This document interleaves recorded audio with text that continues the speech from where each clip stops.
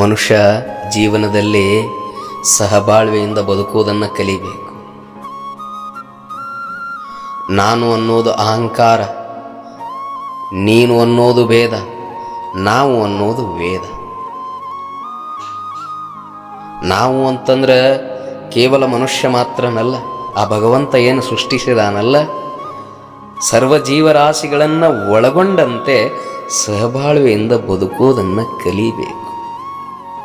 ಅದು ನಿಜವಾದ ಬದುಕು. ಮನುಷ್ಯ ಆತ್ಮಸಾಕ್ಷಿಯನ್ನು ಕೊಂದು ಬದುಕುವಂಥ ಕೊಲೆಗಾರನಾಗಬಾರದು. ಕೊಲೆಗಾರನಾದರೆ ಆಗು, ನೀನು ಮಾಡುವಂಥ ಕೊಲೆಗೆ ಆ ಭಗವಂತನ ಕೋರ್ಟಿನಲ್ಲಿ ಕೂಡ ಶಿಕ್ಷೆ ಇರಬಾರದು. ಅಂತಹ ಕೊಲೆಯನ್ನು ಮಾಡು.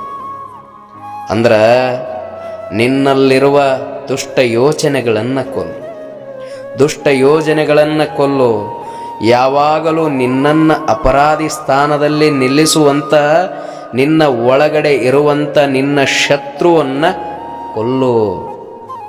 ನಿನ್ನನ್ನು ಅಪರಾಧಿ ಸ್ಥಾನದಲ್ಲಿ ನಿಲ್ಲಿಸುವಂಥ ನಿನ್ನ ಅಂತರಂಗದಲ್ಲಿರುವಂಥ ಶತ್ರುವನ್ನು ಕೊಲ್ಲು. ಆತ್ಮಸಾಕ್ಷಿಯನ್ನು ಕೊಂದು ಕೊಲೆಗಾರನಾಗಬೇಡ.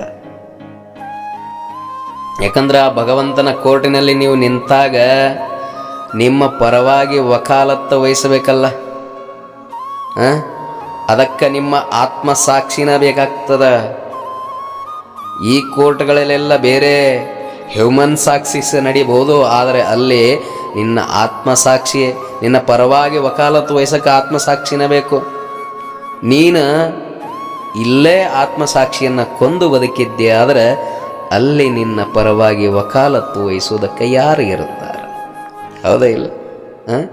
ಕೊಲ್ಲುವುದಾದರೆ ಕೊಲ್ಲು ನಿನ್ನಂತರಂಗದಲ್ಲಿರುವ ಶತ್ರುವನ್ನ.